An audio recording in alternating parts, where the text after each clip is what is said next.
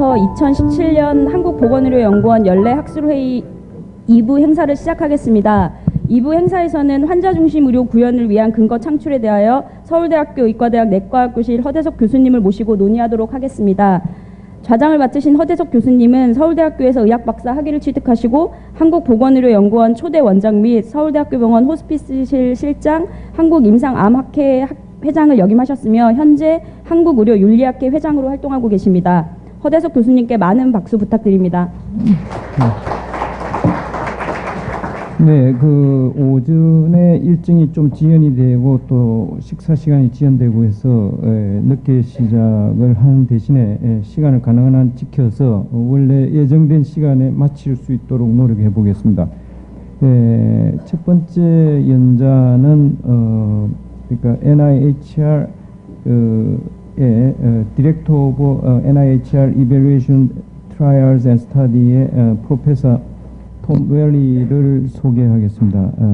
톰 웰리는 유니버시티 오브 리버풀의 클리니컬 파마콜로지의 교수로서 일하시고 NIHR에서 HTA 프로그램의 디렉터를 하시고 지금은 Evaluation Trial and Study의 디렉터로 일하시고 있습니다. 오늘 발표해 주실 제목은 NIHR Research for Patient-Centered Healthcare in the UK. 프로페서 톰 웰리 please.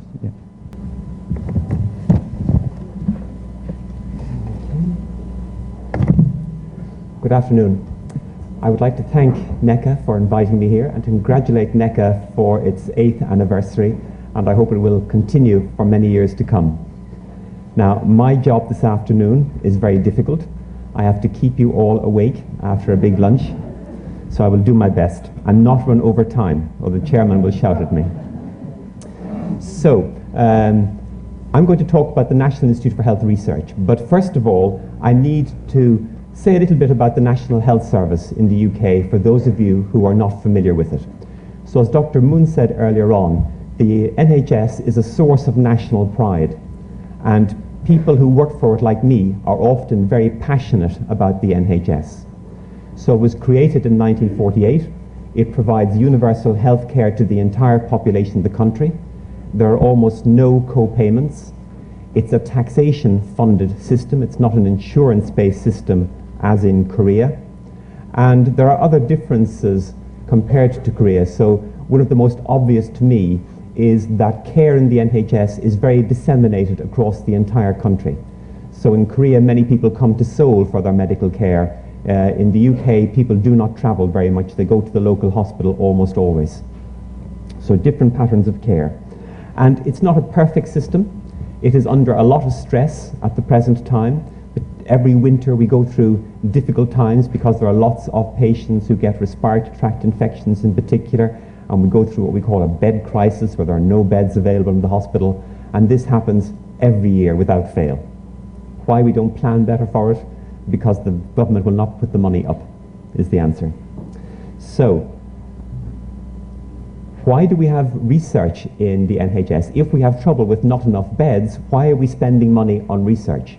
And we do this because we think that the NHS needs research. It is a customer for research because the research and its outcomes will, if we apply them in the NHS, will actually improve care. And I will perhaps give some examples of that. But also we believe that even just taking part in research improves the outcomes for patients. We think that the NHS has the potential to be an excellent environment in which to undertake research, and this maintains Britain's position in international science.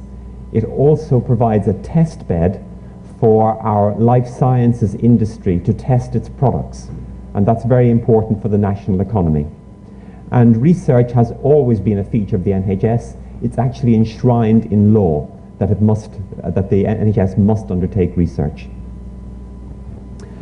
However, research in the NHS has proved difficult at many times over the years, and by the early years of this century, research in clinical research was in a poor state, and the government recognized this, and to correct this, they created a new policy, this document here, Best Research for Best Health. And this document created the National Institute for Health Research. And it created a body to fund health research and conduct health research, but it had a particular philosophy.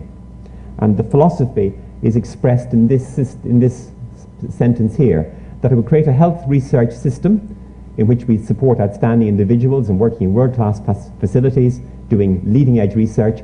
But this is the key phrase, that it was going to be focused on the needs of patients and of the public.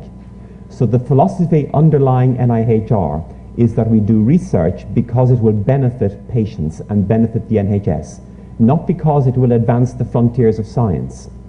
It may advance the frontiers of science, but that's not why we do it, and not how we select what research we are going to do. We are going to focus on what patients actually need. So we call this the donut diagram in the NHS, and it describes the various components of the NHS, and I'm not going to talk about all of these components today. We have research projects, we have a large infrastructure, we have a big training section, and I'm going to talk you through some of these, but not all of it. The key part I want to raise here, however, is around how we produce patient-centered research. And what does patient-centered mean? And it doesn't mean just that we have the word patients at the center of the diagram.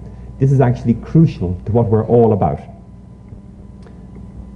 So we have a whole section of NIHR called the Involve program, which does nothing except promote patient information, encourage patients to engage with research, and by engaging in research I mean participate in the research as subjects of the research, but also to come to us with their ideas, because patients will have ideas about research which are quite different from those that academics may have, and it's important that we take account of their views about what's important to research as well. So at every step along the way we try to involve patients. Our philosophy is that we are spending public money, and therefore we are responsible to the public, and it's our democratic requirement that we involve the patients at every step along the way in the undertaking of that research. And therefore this fuels a key philosophical element underlying NIHR research. So I'm going to talk in particular about some of the research projects and programs because I have been responsible for those, and I think they may be of most interest to you today.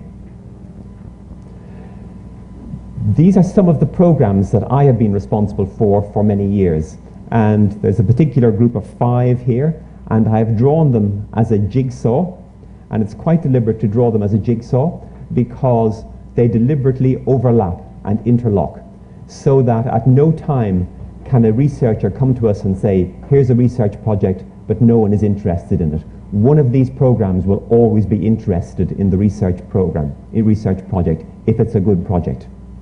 So we've one around health services research, one around public health research. This one funds phase 2, phase 3 trials, but I'm going to talk about 2 of them today.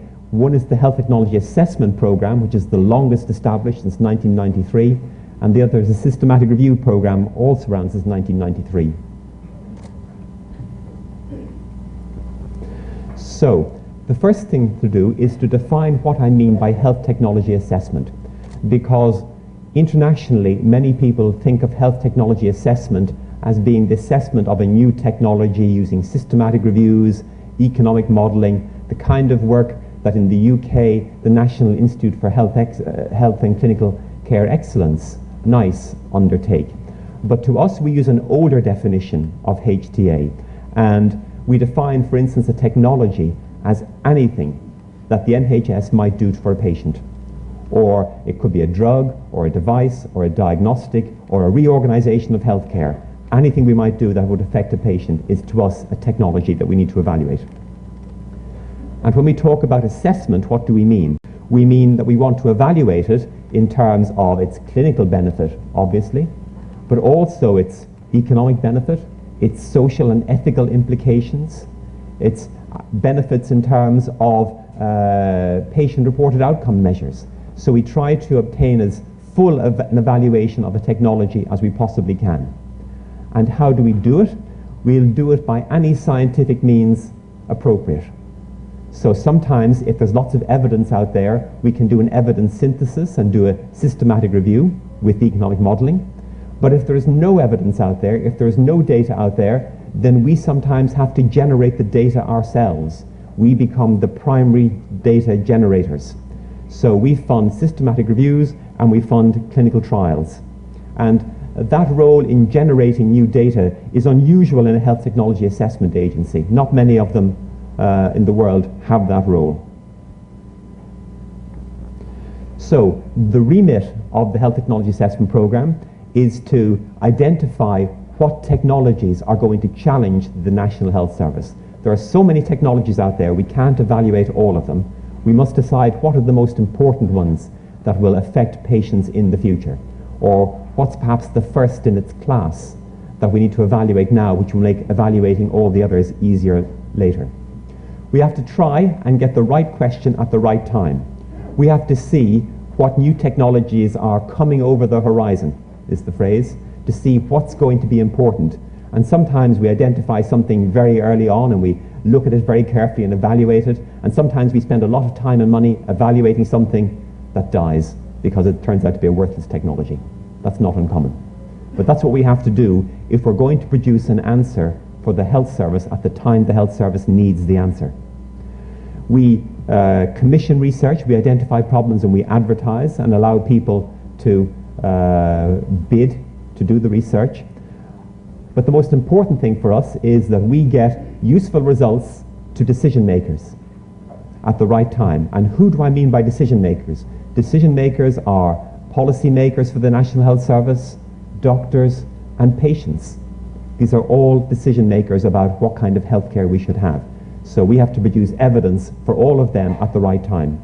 So we describe ourselves as being needs-led or led by the needs of the NHS, and then we apply science to try and address the question as best we can. And what makes a good question for us? Well, a good question for us is one that's important to the NHS and to patients, not necessarily important to scientists. It should involve areas where there's a large burden of disease or a potentially large cost, or sometimes an area where no one else will do the research, where something is not of interest to a pharmaceutical company. Who else is going to undertake a study of a drug that's off patent? Well, we will if it's an important question. So we look for evidence gaps that we can fill. And we largely seek to fill gaps identified by systematic reviews. We aim for the highest scientific quality. We try to do studies that are feasible. There's no point trying to do a study that no one can answer. Sometimes there are questions that nobody can answer, and it's a waste of time to try and do it. We have to try and spot them and not waste money on them. We try to ensure that the outcomes of the research will be timely. A clinical trial may take many, many years to deliver. Will we have the results of the clinical trial at the right time to influence the decision makers? We have to think about that as well. We like to address projects that are very well defined, so not vague questions, but very well defined questions. And we've got a limited budget, so we will only fund projects that are good value for money in one form or another. So the researchers don't have what we call in England a blank check to write as much, to take as much money as they want. We're very careful about that. And we don't just do randomized controlled trials. We do cohort studies, if that's the right way to evaluate a technology that affects a very small number of patients, or if there's lots of evidence out there, we will do systematic reviews. And sometimes we don't know if we can do a study, so we actually fund a feasibility study to begin with. And we undertake studies using routine data. All of those studies are actually relatively inexpensive. The bulk of our budget, 80% of our budget, goes on randomized controlled trials. And our trials are always multi-center, because we're trying to answer questions that are important to the whole of the NHS. There's no point to us in answering a question that a technology works in maybe a single university hospital. I have to think, will it work in a small town, in a hospital in a small town? If it does, then it's a question for the whole of the NHS and we can address it. Studies are multidisciplinary, not just doctors, but also nurses, but other skills are needed as well. So all our studies would involve health economists, statisticians, and a range of other skills to deliver the study and to make sure that we had an answer that was relevant to the NHS. We would always include patient-reported outcome measures, usually some form of measure of quality of life in some form in all our studies. We wouldn't accept change in a biomedical marker as a satisfactory answer for one of our studies. Now, we have a complex way to fund studies. So the studies come into our panels, we evaluate them, they pass through various committees, and ultimately we fund them. And the reason I put this slide up to you is to show how we deliver patient-centered research. Because at every stage along here, we have patients involved. So we have patients helping us to define what the question should be. We have patients, we expect to see patients as co-applicants on the bids that come into us. We involve patients in the assessment of any bid that comes in. Our funding board consists of experts in clinical medicine and in other disciplines, but also we have patients sitting on our funding board to decide what will be funded. And we expect to see that patients will be used as referees on all our applications, and ultimately that patients are involved in disseminating the results. So our key role here is to ensure that patients are engaged at every step along the way, and that's how we make sure that our research remains patient-centered. Now, what are the outputs of our program? We publish lots and lots of very high-profile research papers. If you saw the New England Journal coming out yesterday, one of the key papers in that looking at the management of sepsis in intensive care units, that's one of our studies. So we publish around about 9 or 10 papers in the New England Journal a year, and maybe 30 or 40 in the Lancet and others in high-profile journals. But that to us doesn't really matter. What's important to us is this question: does it change clinical practice? Because you can do the most magnificent study, get it published in the New England Journal, and if it sits on the shelf, it was a waste of time. So we want to see practice changing, or the potential for practice to change with our studies. So I'll offer you 2 examples. One is this study, which is published in the Lancet, and it looked at the use of tranexamic acid in the treatment of trauma. And tranexamic acid is a prothrombotic drug. So if you are bleeding as a result of trauma, tranexamic acid will make your blood clot more quickly and hopefully reduce your risk of dying from bleeding to death. And tranexamic acid was developed in 1948. It's been off patent for years. No pharmaceutical company is interested in this. The drug costs almost nothing. But we funded a study of this. It recruited 20,000 patients. The result was that it reduced your chances of dying by about 10%. So that was an impressive result. And now we've got the result. Now what do we do with it? Well, the next step was for the researcher and our team to go and disseminate the results and try and get this into practice. And the first place we got it into practice was with the British Army in Afghanistan. And once the British Army started using it, then all the ambulance services in the country started using it. And nowadays, if you are lying by the side of the road having been run over by a bus in the UK and at risk of bleeding to death, one of the first things the ambulance crew will do is give you tranexamic acid. So this has changed practice. And there are lots of studies demonstrating that mortality has improved as a result. Not all our studies have positive results. And for the health service, sometimes a negative result is every bit as valuable. So this device is an automated device that does chest compressions in cardiac arrest. And at the time we looked at this, ambulance services in the UK were starting to buy these devices and put them in the back of ambulances. And they're quite expensive. But there was no evidence base for this whatsoever. So we decided we would fund a trial of this. And we funded what was called appropriately the paramedic study.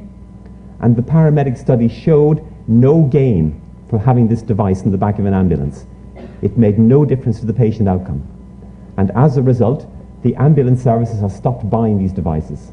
So a negative result is every bit as valuable as a positive result, as long as the work is well done and the answer is definitive.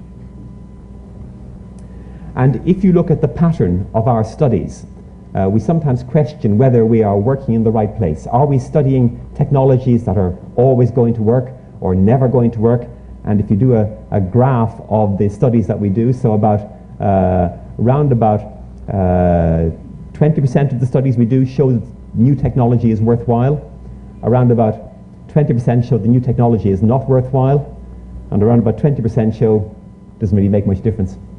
So that shows to me that we're working at the right point. We're working at a place where there's equipoise between benefit and risk of the technologies, and we're doing the right kind of studies. We have a philosophy around what we can add in terms of value to research. So we want to ask questions that are of value to the users of research, by which I mean clinicians, patients, policymakers. We want to conduct the study as well as possible. We want to do it quickly and efficiently. And then we want to make sure it's reported, because a lot of research is never reported. And if the research is never reported, it's been a complete waste of money. And particularly when a study is negative, there's a tendency not to report the study. And we won't accept that. We insist that all our studies are published, and published in a format in which people can actually find them and read them. So this comes from a paper published in the British Medical Journal about 4 or 5 years ago, and it looked at the rate of publication of research projects by funder. And you can see that overall, around about 50% of research projects were ever published. And that didn't matter whether it was Canada, United States, or internationally, whether it was government funded or industry funded. And there's one exception, and that's us.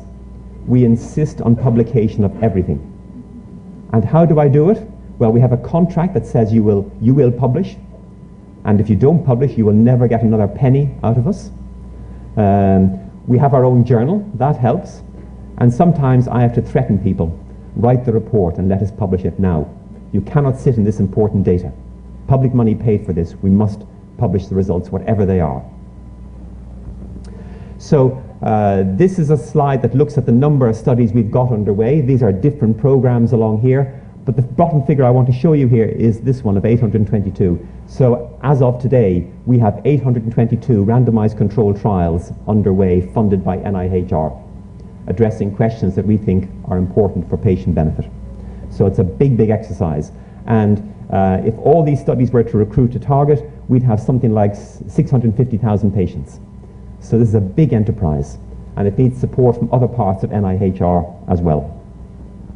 I mentioned earlier on that sometimes just the conduct of research can change practice for the better. So here's an example. Around about 2000, there was a new technology to treat aortic aneurysms, which was a stent that could be put in by radiologists, as compared to the old technology, which was open surgery.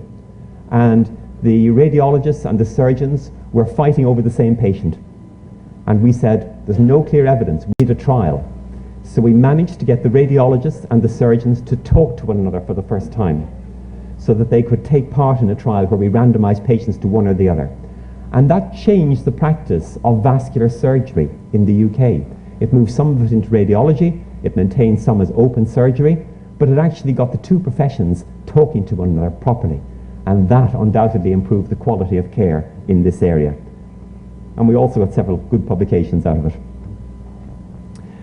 We evaluate the extent to which taking part in research improves the quality of care. So this is a study published in the British Medical Journal, which demonstrated that those clinicians and those hospitals which are involved in research actually do better for their patients. They have better outcomes for their patients.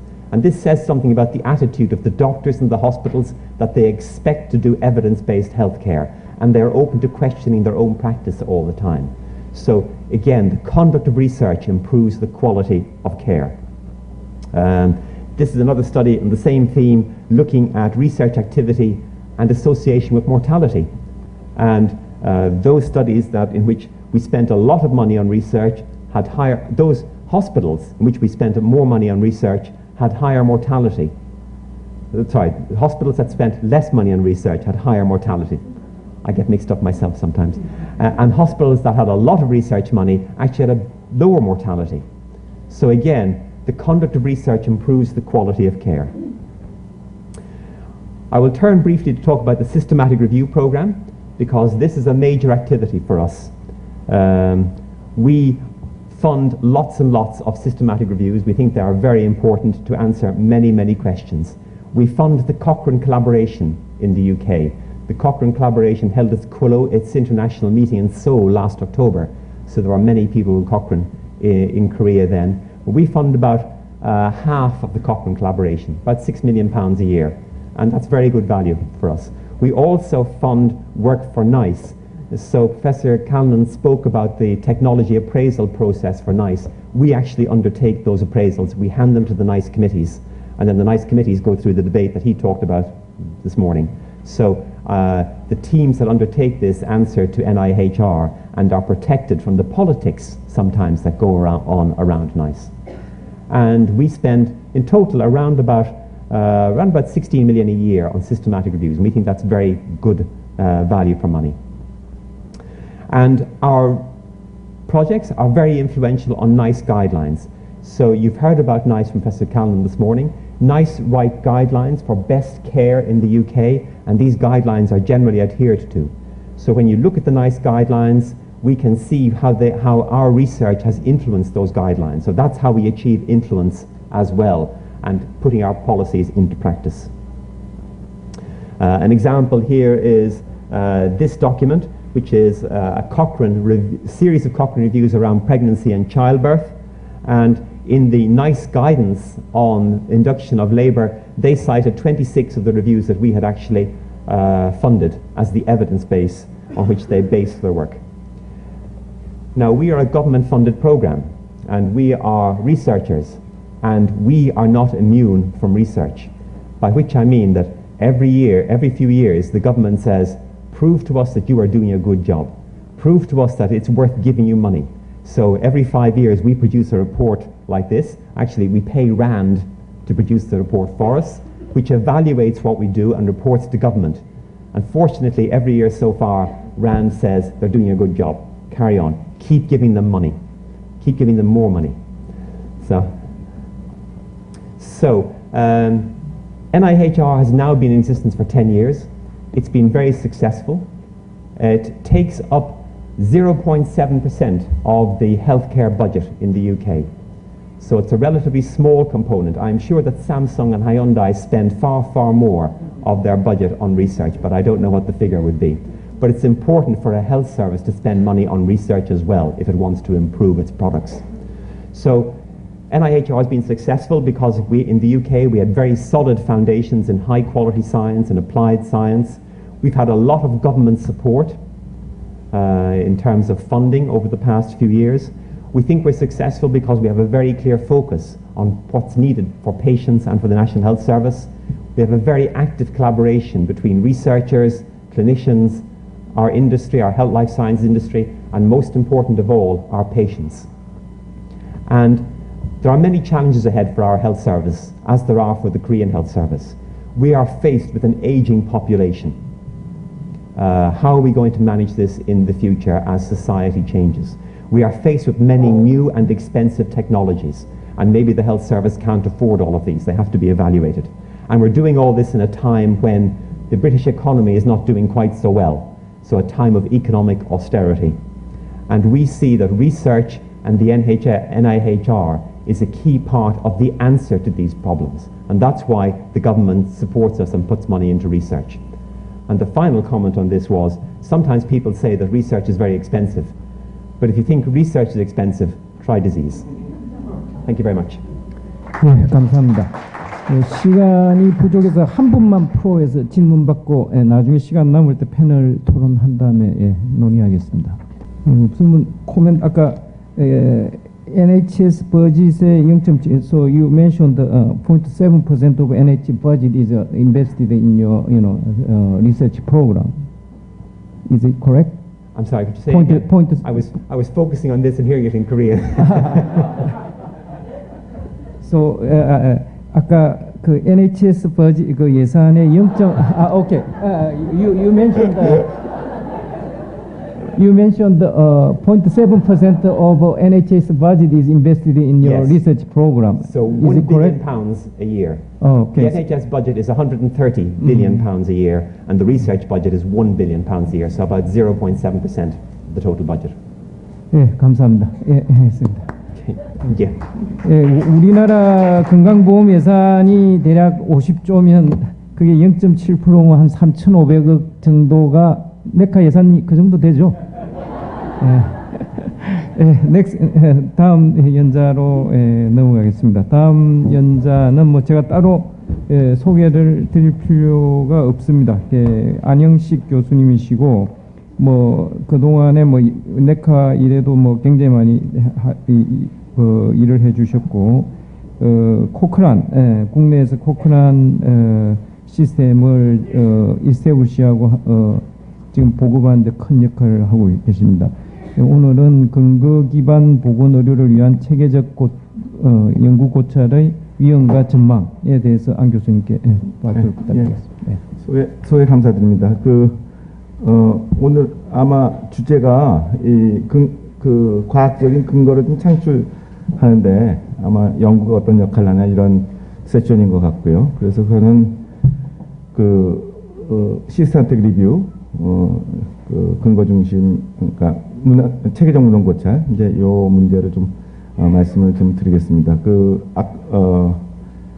그래서 이거 자체는 이제 시스템틱 리뷰가 중요하다는 얘기는 이제 뭐 다들 알고 계실 것 같고, 그래서 이제 현재 그동안 이 EBM이 되고 이제 뭐 시스템틱 리뷰가 되고 뭐 코크란 콜라보레이션이 되면서 한 20-30년이 지났는데 이제 그동안에 생겼던 어떤 성과와 그다음에 그 문제점들 뭐 이런 것들을 좀 같이 말씀을 좀 드리겠습니다.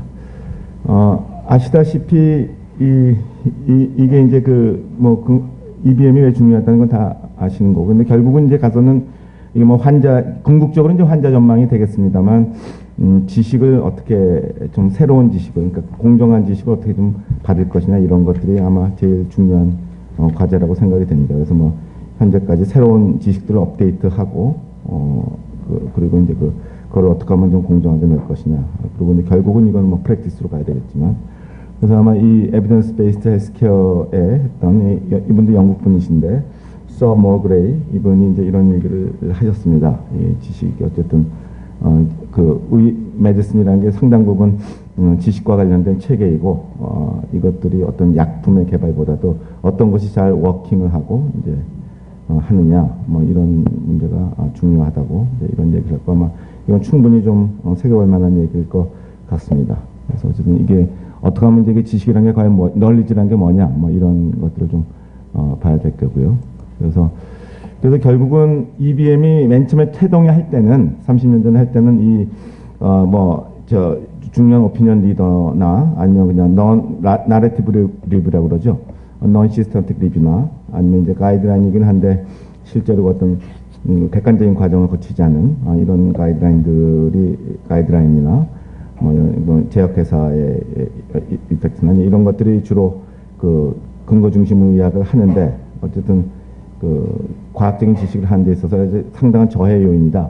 뭐 이런 얘기를 좀 했었던 것 같고, 그리고 이제 이것들이 뭐 큰 영향을 줬던 건 사실인 것 같습니다. 그래서 어떤 여러모로 돼 왔었고요. 그래서 근데 구체적으로는 이런 에비던스 베이스 메디슨에 있어서 구체적으로는 이거는 아마 뭐 랜드마이즈 컨트롤 트라이얼 옵티베이션 스타디 이런 연구들은 이제 기존적으로 되었던 건데, 뭐 시스템틱 리뷰나 메타 아나리시스나 혹은 이제 이거를 기반으로 한 가이드라인 이런 것들이 이제 사실은 뭐 우리가 EBM이라고 하지만 EBM의 중요한 툴이라고 생각을 합니다. 그리고 이제 EBM 툴이 됐고요. 그래서 특히 이제 시스템틱 리뷰가 여지껏 나왔던 근거들을 어떻게 하면 잘 평가를 해서 잘 종합을 할 거냐 이런 것들이 non 시스템틱 하는 것보다는 객관적인 지식을 줄 거라 이제 이런 믿음을 좀 많이 줬었고요. 그러니까 뭐 상당 부분 사실은 세계적으로 이건 상당한 변화가 있었다고 생각이 듭니다. 이건 뭐 코크란 리뷰의 얘기긴 한데 현재 한 8,000개,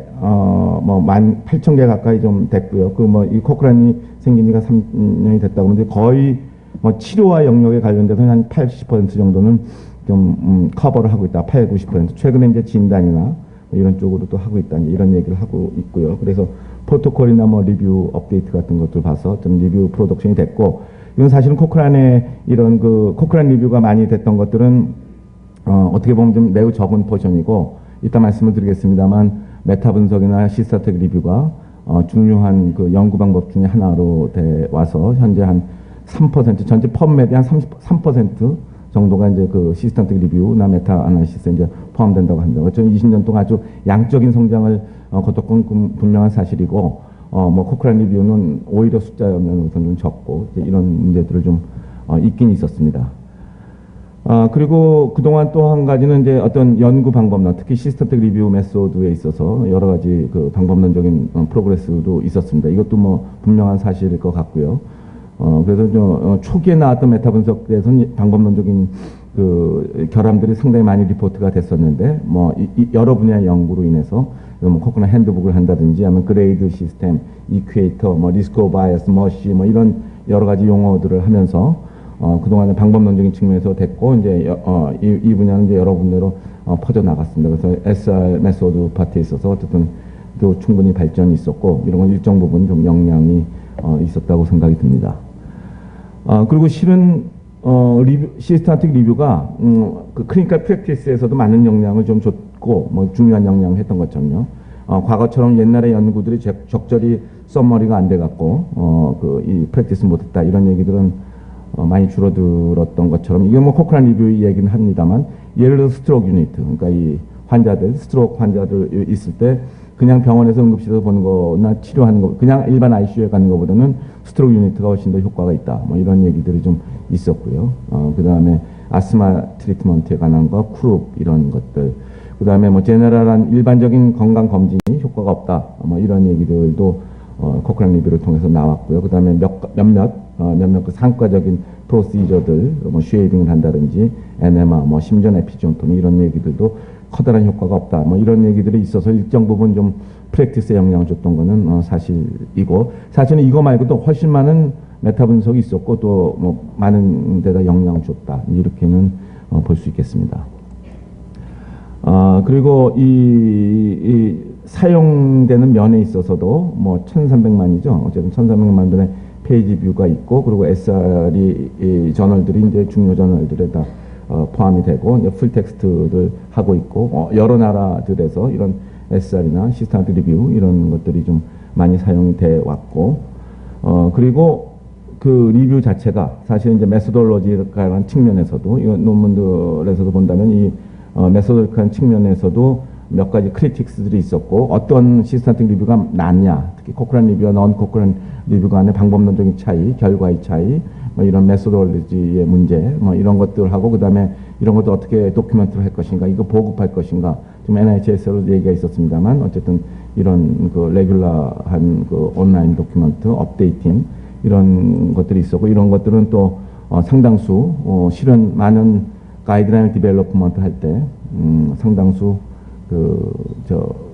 상당수 가이드라인에서 이제 중요한 근거로 이제 시스템틱 리뷰나 메타 분석을 사용하는 건 사실이겠습니다. 현재 WHO에서도 이런 코크란 리뷰를 주로 중심으로 좀 사용하고 있고, 뭐 다른 그레이드 메소돌로지 이런 것들을 채용을 해서 이런 가이드라인 디벨로먼트 했다, 이제 이렇게 충분하게 좀 얘기는 있어서, 어쨌든 시스템틱 리뷰가 아직까지 모든 걸 다 커버한다고 할 수는 없겠습니다만, 이런 에비던스 베이스드 프랙티스에 있어서 뭐 충분한 이런 일정을 좀 줄 수 있겠습니다. 그러나 이제 최근에는 특히 최근에는 그 이런 SR이 이렇게 많이 프로덕션이 되고, 그다음에 사용되는 것들에 있어서 문제점 없느냐, 뭐 이런 그 지적들이 되고 있습니다. 대표적인 게 이제 아이오나 디스라는 스탠포드 교수분이 작년도에 그 밀뱅크 메모리얼이죠. 이게 밀뱅크 메모리얼 쿼터리에 이런 문제를 제기를 했습니다. 이 SR이 시스템틱 리뷰나 메타 분석이 매스 프로덕션이 되고 있는데,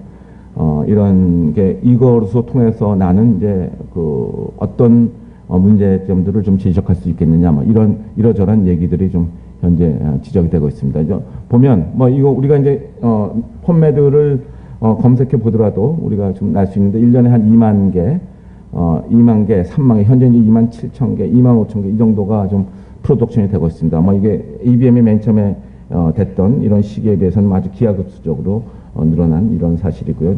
이게 이제 파란 건 이제 시스템틱 리뷰이고, 이거 메타 아나리시스, 이 논문에서 나온 겁니다. 그렇지만 우리도 이건 충분히 찾아볼 수 있습니다. 그래서 보면은 현재 시스템 리뷰나 이런 메타 아나리시스의 항목이 이렇게 증가해 왔는데, 사실은 이게 그 우리 메타 분석을 실제로 하는 입장에서 본다면은 여러 번 느끼는 겁니다만, 이렇게 표로 나오고 있습니다. 이게 처음에는 초기에는 이 메타 아나리시스나 시스템틱 리뷰가 주로 서구권 나라에서 전체의 70%나 80%가 7개 나라에서 냈다는 통계가, 서구의 뭐 영국, 호주 이런 나라들에서 했다는 얘기가 2005년도 2006년도까지는 이제 이런 얘기들이 있었습니다. 최근에는 그게 역전이 됐습니다. 한 나라의 차이나에서 아주 매스 프로덕션을 하는 이런 SR이 되고 있고, 이게 현재 아마 찾아보시면 제가 이건 현재 현장에서 느끼고 있습니다. 이 SR을 하고 메타 분석을 하게 되는 데는 상당수의, 특히 최근에 퍼블리시된 메타 아나리시스 SR의 펍메드에 되는 이제 이런 데서 이제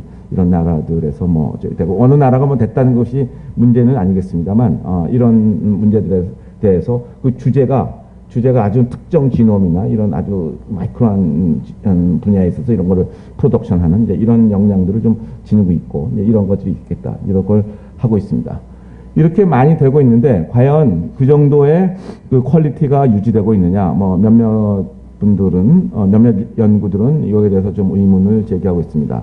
현재 뭐 이게 사실은 SR의 퀄리티를 객관적으로 판단하는 게 아주 쉽지는 않겠습니다만, 예를 들어서 한 그 50% 가까이 정도가 좋지 않은 평균 이하다. 한 25% 정도는 베리 로우 레벨이다. 그리고 뭐 이런 그레이드 메소드를 쓴 것들도 반밖에 안 된다 하는 얘기고요. 그리고 문제는 이렇게 하이 퀄리티, 로우 퀄리티일수록 연구 결과가 긍정적으로 나타나는데, 그러니까 인터벤션 효과가 있다고 나타나는데, 하이 퀄리티에서는 이런 것들이 non significant 리포트를 낸다든지 이런 연구 결과가 다르다. 그러니까 이런 메타 분석의 퀄리티가 어떤 연구 결과에 지식을 형성하는 데 있어서 문제점이 있다. 이런 것들을 대고 있습니다. 이런 퀄리티의 문제가 당연히 좀 동반이 되고 있고요. 그리고 사실은 이렇게 포지티브, 이것도 작년도 자마에 나온 연구인데, 그 연구들이 바이오메디컬 리터레처들이 어느 정도의 그 결과가 어떠냐, 이런 얘기입니다. 그러니까 이런 것들이 90% 넘는 연구들은 이거는 시그니피컨트한 리절트를 리포트를 하고 있습니다. 이건 뭐 메타아나시스뿐만이 아니라 RCT 같은 경우는 잠깐 다릅니다만, 어쨌든 RCT, 메타아나시스, 뭐 일반 클리니컬 트라이 이런 것들을 좀 가리지 않고 약간의 차이는 있습니다만, 대부분의 논문들이 포지티브하다. 그러니까 인터벤션을 페이버하는 영향들 보이고 있다. 95% 정도가 이제 이런 연구 결과들이 있어. 이건 뭐 포지티브한 리절트가 여러 가지 이유가 있겠습니다만, 네거티브 리절트는 퍼블리시하기 어렵고, 포지티브 리절트에 대한 저널에서 뭐 이런 것도 있지만, 그러나 어쨌든 이런 연구 성과들이 리포트 되는 데 있어서 이것은 메디슨에 대한 어떤 오도하는 문제는 없느냐, 이런 문제점들이 제기가 되고 있습니다. 이게 같은 저널인데요. 전체 예를 들어서 RCT 같은 경우는 16만 개 정도 중에서 15만 개가 이거는 파이티반 리포트, 메타아나시스는 16,000개가 됐는데 14,000개 정도가 리뷰되어 있고, 이런 데서 P-밸류가 같다, 이런 얘기고요. 이런 것들은 이제 매드라인이나 다른 그 데이터베이스들 볼 때도 이런 퍼블리시가 있다, 이런 얘기여서, 이게 결국은 연구를 하는 것들은 파지티브한 결과를 나왔다. 주요한 인터벤션이 됐던 것들은 우리가 스터디를 하고 이펙트를 하고 뭐 무슨 약이나 드럭이나 프로티저들이 하게 된다면, 우리는 이것이 환자에게 효과를 준다는 지식을 갖고 프랙티스를 하는데, 실제로 그 결과가 어떤지에 대해서는, 이런 결과들에 대해서는 생각해 볼 문제가 있다. 이런 얘기들을 좀 진행을 하고 있습니다. 이게 57개 그 트라이얼 중에서도 역시 마찬가지죠. 석세스 레이트가 97% 가까이 있고요. non-inferiority가 있어서, 결국은 연구들이 퍼블리시 되는 것들은 아까도 50% 정도의 연구만이 퍼블리시 된다고 얘기를 했는데, 퍼블리시 된 리포트 중에서는 대부분이 포지티브하고 사람들에게 그런 영향을 주고 있다. 믿음을 주고, 지식을 주고 있다. 이런 얘기입니다. 이런 것들에는 이게 저널의 폴리시나 아니면 연구자들의 문제, 이런 것들도 있겠습니다만, 이건 결국은 파이티브한 데 있어서 커머셜한 인터레스트가 일정 부분 작용할 수는 있겠다. 작용할 수 있다는 이제 이런 얘기가 있습니다. 이건 아시다시피, 그 SSRI, 우울증 치료에 있어서 그 팩실이죠.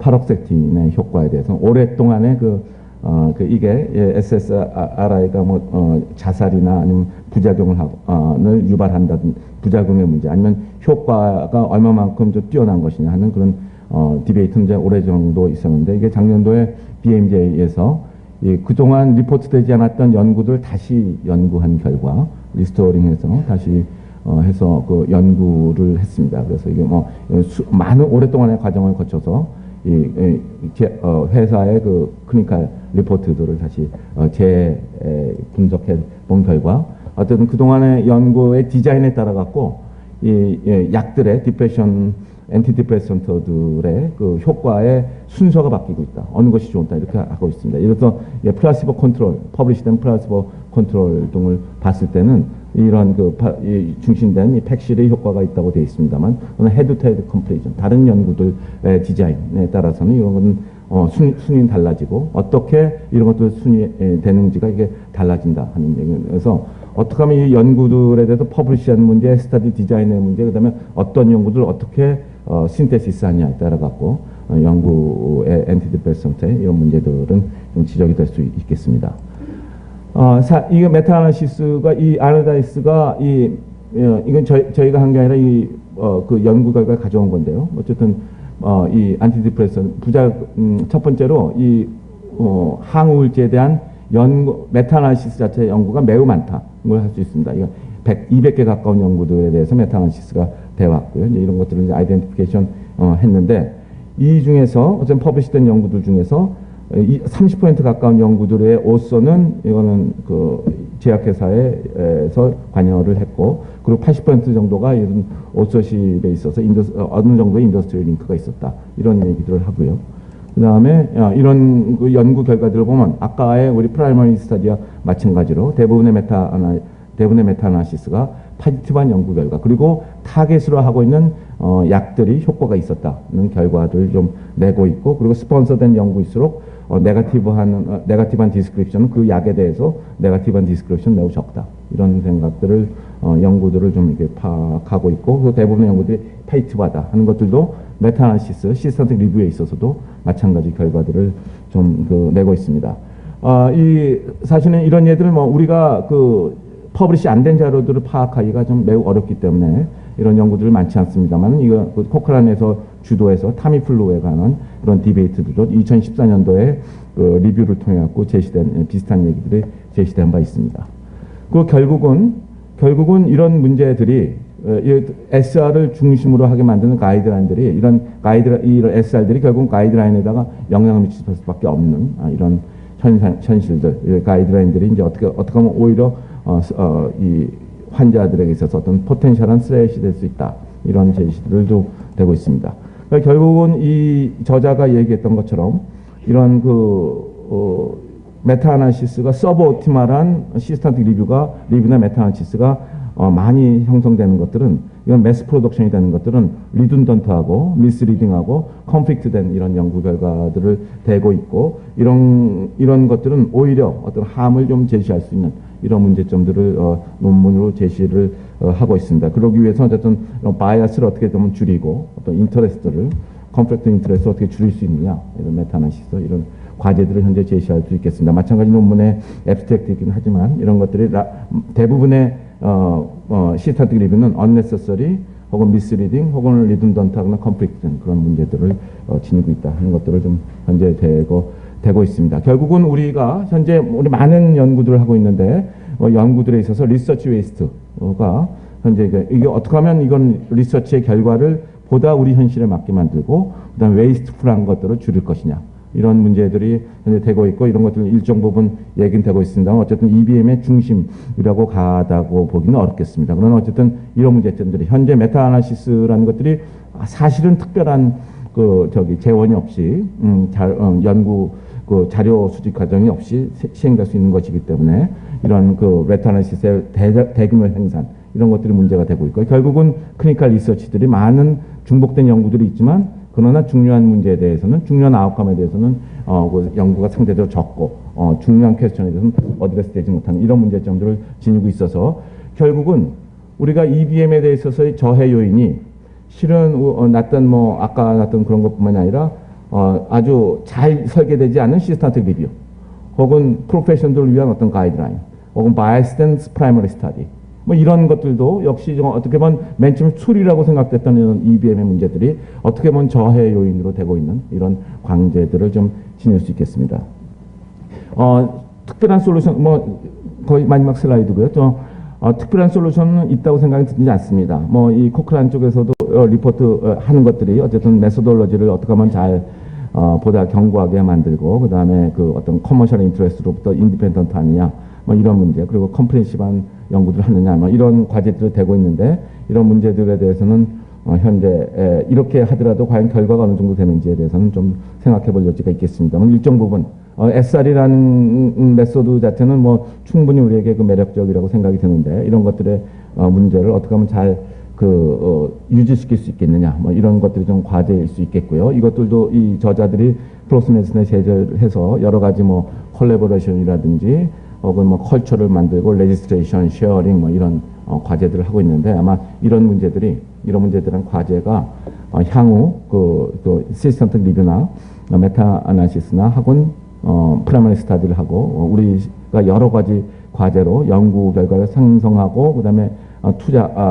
생성하고 기획하고 있는 데 있어서는 고려해 볼 사항이라고 생각이 듭니다. 지난 20년 동안 많은 변화가 있었고 많은 성취가 있었다고 생각이 들지만 그러나 그와 동반해서 생길 수 있는 이런 문제점들을 좀 극복할 그럴 과제가 필요하다고 그렇게 생각을 합니다. 이상 말씀드립니다. 네, 안영식 교수님 발표 감사드립니다. 그 중간 다음 연사본 발표하시기 전에 중간에 그 바쁘신 중에도 귀한 걸음 해주신 외빈분이 있어서 한 분 잠깐 소개해드리고 다음 순서 진행하겠습니다. 한국의약품안전관리원 구봉기 원장님 자리하셨습니다. 인사 한번 부탁드리겠습니다.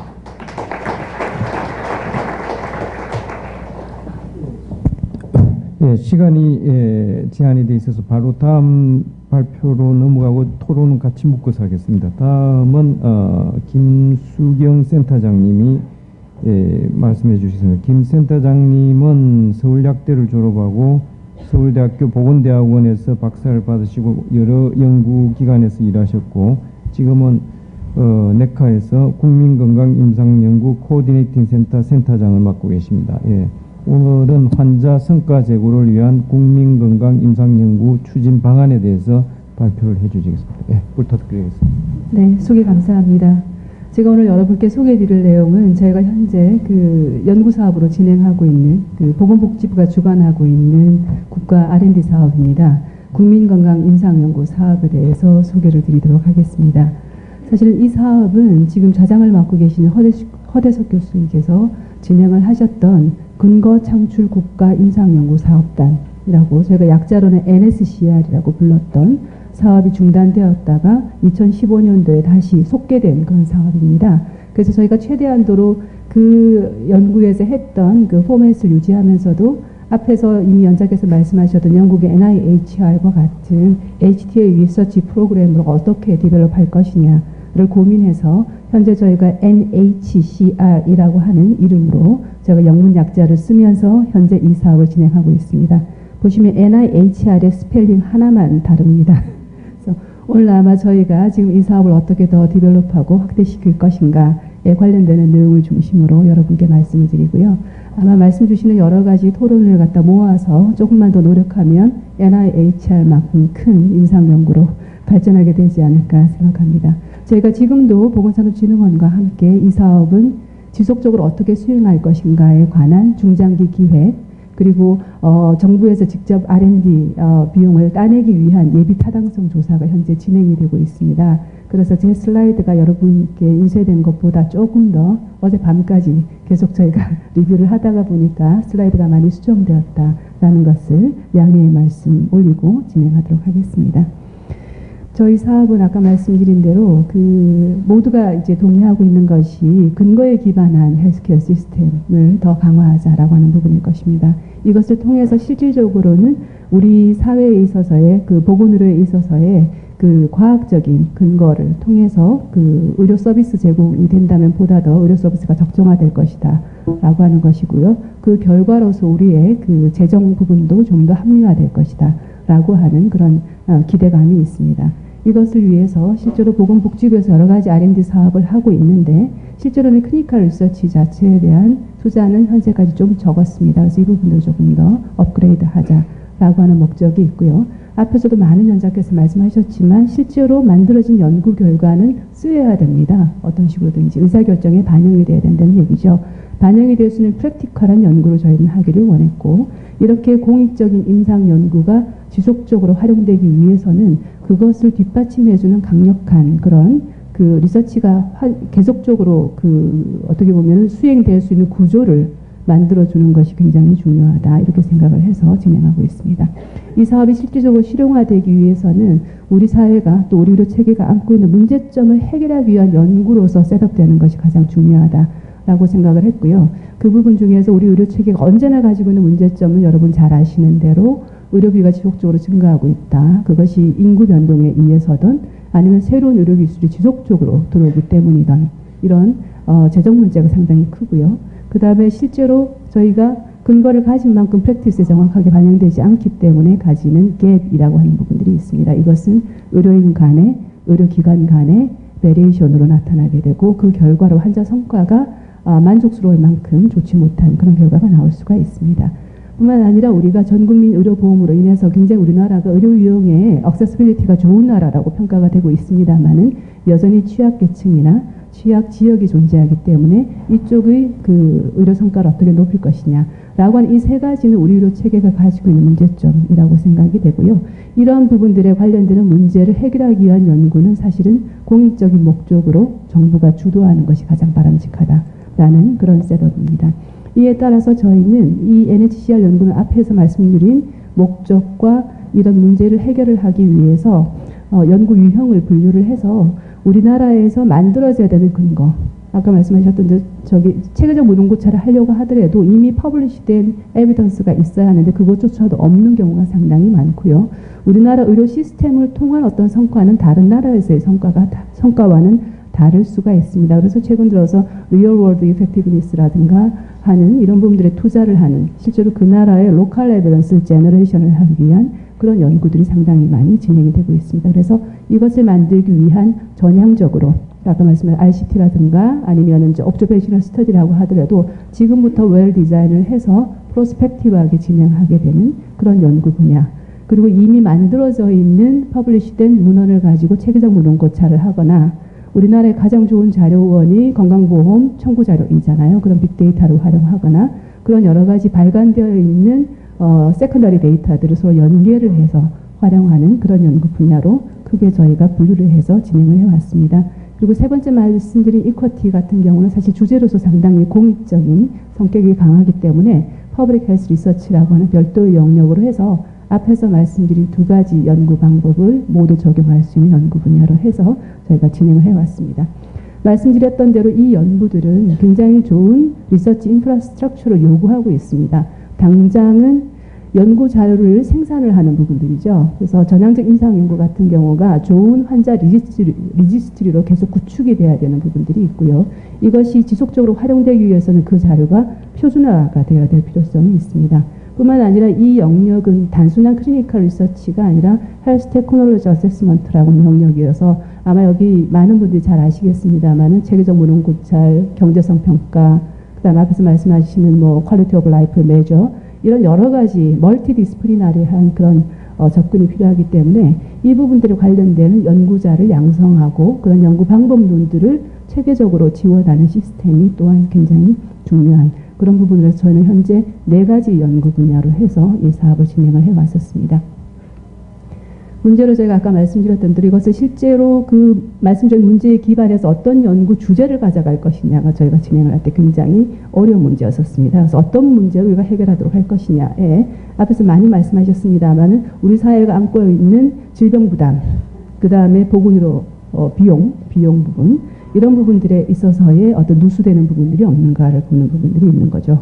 그 다음에 두 번째, 우리나라는 언제나 전국민 건강보험이기 때문에 보건복지부의 이에 관련되는 그 보장성 확대 정책이라고 하는 것들이 언제나 결정이 되게 되어 있고 그 정책이 실행될 때쯤에는 심평원에도 많이 와 계시지만 언제나 급여 기준이나 뭔가 기준을 정하기 위한 에비던스가 항상 필요합니다. 그래서 이런 정책이라고 하는 부분들이 변동하는 것을 반영을 해서 에비던스를 산출하는 부분들이 필요하다고 생각을 하였고요. 그 다음에 건강 문제 중에서 이미 사회적으로 문제가 되어 있는 영역들이 있습니다. 그래서 이러한 문제들을 반영을 해서 실제로 저희는 이런 그 질병 부담, 그 다음에 비용 증가가 큰 영역에 있어서의 연구 주제를 선정하고, 그 다음에 국민건강보험의 그 보장성 확대 정책에 따른 변동에 기반이 될 수 있는 근거를 제공하고, 사회적인 문제점을 해결하기 위한 연구로서의 이 부분들을 해결하기 위한 것으로 연구 과제를 현재 구성을 해봤습니다.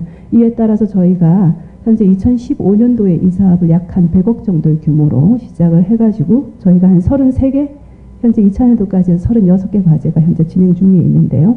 이 부분들을 보시면 국민의료 이용의 효과나 효율성 제고를 위한 연구 주제로 저희가 이 로백 페인에 관련되는 수술과 비수술요법을 비교한다거나, 우리나라에서 가장 빈발하는 암인 위암을 예방하기 위한 전략이라든가, 심장질환의 적정 치료를 비교 효과 연구를 한다거나, 말기암의 치료 효율성 제고를 위해서 호스피스에 관련되는 성과를 전향적으로 지금 만들어내고, 말기 신장 질환의 적정 치료를 하는 부분들, 이런 부분들로 큰 주제들이 선정되어서 과제가 진행되고 있습니다. 그리고 헬스 팔리시 변동은 저출산 고령화 사회 대비해서 생애 주기에 따른 최소한의 그 필수 의료를 제공한다라는 명목하에 정부가 보장성 강화를 진행하고 있는데요. 여기에 따라서 계속 진행되고 있는 것이 저출산 고령화에 관한 대비입니다. 이에 따라서 저희는 그 산전 진단의 적정성, 특히나 유전자 검사 굉장히 많이 활용되고 있는 분야라서 이 부분의 적정성을 도모하기 위한 연구, 그 다음에 치매, 노인골절, 뇌졸중과 같은 노인성 질환에 있어서의 적정 치료 전략을 어떻게 가져갈 것인가를 사실은 비용 효과적인 부분들까지도 저희가 연구 주제로 내서 임상 연구자가 경제적 평가와 함께 진행할 수 있도록 그렇게 진행하고 있습니다. 그 다음에 사회 문제화된 건강 문제로서는 병적 비만에 대한 치료법을 비교하는 것과 자살의 주요 원인이 되고 있는 정신질환에 관련되는 우울증 환자의 치료 전략 수립하는 것을 얘기하고 있고요. 이제 주제로서 선정해서 진행하고 있고, 지난번 메르스 사태 때 전 국민의 관심이 대상이 되었던 에크모라고 하는 부분들에 대해서는 사실 임상적인 근거가 거의 확보되어 있지 않은 것으로 알고 있습니다. 그래서 여기에 대해서 유용성 평가를 할 수 있도록, 이게 비급여 자료이기 때문에 의무 기록을 모두 모아서 만드실 수 있도록 이렇게 큰 주제로서 선정이 되어서 현재 연구 사업이 진행되고 있습니다. 더군다나 공공 부분 쪽에서는 질병관리본부에서 제안을 하셔서 한국인의 당뇨 예방을 운동이라든가 이런 일상적인 생활이라든가 운동요법으로 바꾸는 것하고 메포민 같은 예방약제를 쓰는 것의 효과를 비교하는 그런 프로그램을 해서 우리나라에서 조금 더 다른 결과가 나올 것이다 라고 예상하는 부분들을 지원하고 있고요. 적정 약물 요법을 도모하기 위한 비교 효과 연구나 검사나 진단의 적정 수행을 도모하기 위한 연구들을 현재 선정해서 진행을 하고 있습니다. 이와 같은 노력은 앞에서 영국에서 케이스도 말씀하셨지만 이런 그 날리지를 생성하거나 아니면 없어서 생성하거나 있는 날리지가 프랙티스에 직접 활용되지 않는 부분들을 보완하기 위해서 여러 이상 연구들이 미국에서도 피콜이라는 이름으로, 영국에서도 NIH에서 바로 이 부분에서 집중하고 있다고 보고 있습니다. 그 사회에 맞는 연구를 하다 보니까 그 전통적인 RCT 이외에도 여기는 프래그마틱한 클리니컬 트라이얼이라든가 그 다음에 옵저베이셔널 스터디라든가 굉장히 다양한 스터디 방법론들이 적용되기 때문에 말씀드렸던 이런 연구 디자인에 대한 지원, 굉장히 스킬풀한 연구자들 이런 부분들이 굉장히 많이 필요한 연구 분야가 된 것이죠. 뿐만 아니라 이 내용의 활용을 위해서는 정부 정책뿐만 아니라 보험자, 그 다음에 프랙티셔너, 그 다음 환자들까지도 모두 다 에비던스를 사용하기 때문에 관련된 스테이크홀더들이 굉장히 많다. 이 사람들의 참여가 보장되는 그런 부분과 말씀드렸던 여러 데이터 관리, 그 다음에 연구자 관리 이런 부분들이 필요한 영역으로 이미 제시가 되고 있습니다. 앞에서 이미 다 말씀드렸습니다만 NIH를 굉장히 큰 펀딩으로 진행이 되고 있고, 영국도 AHRQ에서 또 피코리에서 상당히 많은 돈을 쓰고 있는데 아직 우리나라는 굉장히 작은 돈을 투자하고 있기 때문에 이 부분들에 대한 퍼블릭 펀딩은 계속 확대되어야 된다라고 생각합니다. 실제로 페이션트 센터드 아웃컴스 리서치 인스티튜트라고 해서 오바마 케어에 근거한 미국 기관에서 비교 효과 연구를 메인으로 해서 정말 미국 의사들이 프랙티스하고는 현장을 딱 놓고 프랙티스 하는 대로 비교하겠다. 그 다음에 환자들은 무엇을 선택할 것이냐에 대해서 인폼드 초이스를 할 수 있도록 하겠다라고 해서 실제 가장 앞에서 그 통원리 교수님도 말씀하셨지만 항상 소비자가 환자가 어떤 퀘스천을 가지고 있느냐를 가지고 연구 주제를 선정을 해서 그러니까 페이션트가 가이드하는 리서치를 한다 이런 개념으로 피코리가 이 사업을 진행을 해왔습니다. 실제로 피코리가 이 사업을 진행을 할 때 여러분 잘 아시는 미국 굉장히 유명한 IOM 미국 의학원에서 100가지 정도 CR이 이루어진다면 가장 우선순위로 이루어져야 될 연구들을 보시면 저희가 전통적으로 알고 있는 기술, 바이 기술 이렇게만 단순하게 비교하는 것이 아니라 트리트먼트 전략입니다. 트리트먼트 스트레이트지의 효과를 비교한다거나 아니면 영상 기술도 환자들을 진단하고 암 환자를 진단하고 스테이지를 나누고 환자의 결과를 모니터링 하는 데 있어서의 효과까지도 비교한다. 이렇게 얘기하고 있고요. 요즘 우리나라에서 많이 얘기가 되고 있는 검사에 관련된 제네틱 바이오마커에 관련되는 부분들도 이 테스트를 하느냐 안 하느냐를 비교하는 그런 방식의 연구를 이미 우선순위가 높은 걸로 제시해 왔습니다. 그 이외에도 이게 헬스 테크놀로지라고 하는 것이 단순한 테크놀로지뿐만이 아니라 서비스 제공 체계까지도 포함을 하고 있기 때문에 어린이들의 구강 건강을 위해서 델리버리 모델을 여러 가지로 해서 비교를 하는 방식도 클리니컬 컴패러티브 이펙티브니스 리서치 주제로서 굉장히 높게 그렇게 그 제시가 되었다라는 것을 보시면 테크놀로지 어세스먼트라고 하는 그 자체의 범주가 굉장히 넓다라는 것을 이해하실 수 있을 것 같습니다. 여기다 더해서 이 피코리 연구는 이런 그 질병에 관련되는 어떤 그 치료법의 옵션뿐만 아니라 헬스 시스템을 어떻게 개선하느냐도 이 연구 주제 안에 들어와 있고요. 그 다음에 이렇게 나온 연구 결과를 가장 그 효과적으로 확산하려면 어떻게 하느냐는 메소돌로지까지도 들어와 있습니다. 뿐만 아니라 굉장히 다인종으로 구성된 국가이기 때문에 이 디스패러티나 형평성에 관련되는 부분들도 연구 주제로 들어와 있고요. 그 다음에 이런 부분들에 관련된 아까 말씀드린 여러 가지 메소돌로지컬한 문제, 얘를 어떻게 해결할 거냐도 연구 분야 안으로 들어와 있는 것이 피코리 내용입니다. 뿐만 아니라 피코리가 처음에 그 진행이 될 때 약 11억 불 정도의 예산을 투자를 했다라고 한다면 그 중에서 그 미국에서는 거의 한 40% 정도를 인프라, 데이터 이런 쪽에다가 투자를 했어요. 특히나 보시면 일렉트로닉 클리니컬 데이터 쪽에 거의 한 25%의 연구 펀딩을 투자했다라고 하는 것을 보실 수가 있습니다. NIH는 앞에서 통원리 교수님께서 워낙 잘 말씀해 주셨기 때문에 제가 넘어가도록 하겠습니다만 여기서도 강조해야 되는 것은 단지 우리는 지금 현재 예산 100억이라고 하는 게 대부분 다 이 리서치 프로그램이거든요. 그런데 이것을 제대로 하려면 그 이상으로 좋은 연구자들을 계속 키워내고 또 이 사람들이 연구를 잘 할 수 있는 시스템이 정말 필요하다이고 NIH는 거의 60%의 예산이 이런 데다가 투자가 되고 있다고 저희가 들어서 알고 있습니다. 저희가 임상 연구라고 얘기하면 대부분의 선생님들께서는 클리니컬 트라이얼을 생각을 하십니다. 허가 임상 때문에 사실 굉장히 많은 허가 임상들이 우리나라에서 진행이 되었었죠. 근데 이것은 영국에서는 MRC라고 하는 부분들에서 가장 기초적인 기초의학 연구를 진행을 하고요. 오늘 말씀드리신 NIHR은 그렇게 해서 나온 여러 기술들을 실질적으로 비교하고 평가하는 연구입니다. 그 이밸류에이션 하는 연구는 사실 여기에 다 들어가 있는데 우리나라의 많은 R&D 연구부는 대부분 다 이쪽에 집중되어 있습니다. 그래서 저희 연구가 테마를 가진 걸로는 유일하게 이쪽에서 지금 이제 시작이 된 연구이기 때문에 저희가 NIHR 리서치를 잘 검토를 해서 어떻게 실질적인 환자 성과를 높이기 위한 임상 연구를 수행하도록 할 것이냐. 이 전략이 저희가 지금 이제 중장기 기획에서 반영해야 되는 내용으로 보시면 되겠습니다. 결국 여기서 많은 에비던스를 만들어내게 되면은 어답션에 해당되는 것이 결국 심평원에서 급여 기준으로 결정을 할 때 이런 에비던스를 어떻게 쓸 것이냐 이렇게 되겠죠. 그래서 이런 부분들로 보시면 되겠습니다. 그래서 이 내용을 감안을 했을 때 우리나라에서는 현재까지는 기업체가 주도하는 SIT, 그러니까 스폰서 이니시에이트 트라이얼이 사실은 임상 연구의 대부분을 점해온 것이 사실입니다.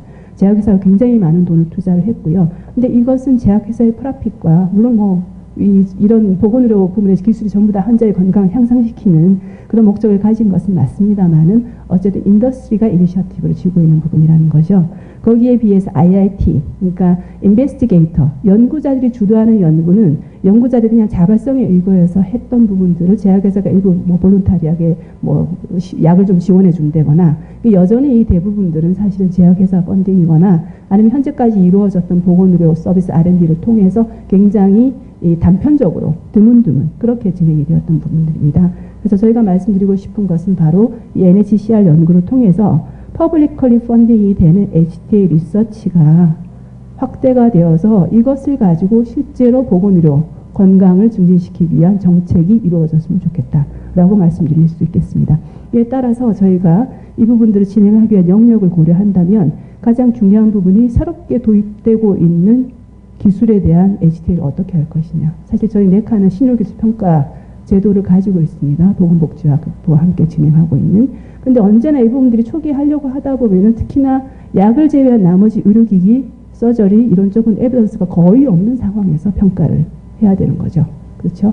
그 다음에 메디컬 디바이스 쪽은 에비던스 산출이 굉장히 복잡합니다. 다른 약제에 비해서 상당히 복잡한데 그럼에도 불구하고 여러분 잘 아시는 뭐 여러 가지 기술 변화는 전부 다 이쪽에서 사실 반영을 해야 되거든요. 그래서 이 부분들에 관련되는 에비던스를 어떻게 적절하게 만들어낼 것이냐 굉장히 중요한 문제인 것 같습니다. 그래서 이 부분들은 특히나 에비던스를 제너레이션하는 측면에서 굉장히 중요하다라고 생각을 하고 있고요. 두 번째는 이제 기존 기술에 있어서는 네카가 현재 연구로서도 진행을 했고 저희 이번 NHCR 연구에서도 많은 부분들은 이 기존에 있는 기술이 HTA에 집중했다라고 볼 수 있습니다. 다만 이 부분들을 저희가 아주 100억 가지고 조금씩만 이제 배정을 하다 보니까 더 많은 의료 기술에 대해서 더 많은 연구가 이루어져야 될 것 같습니다.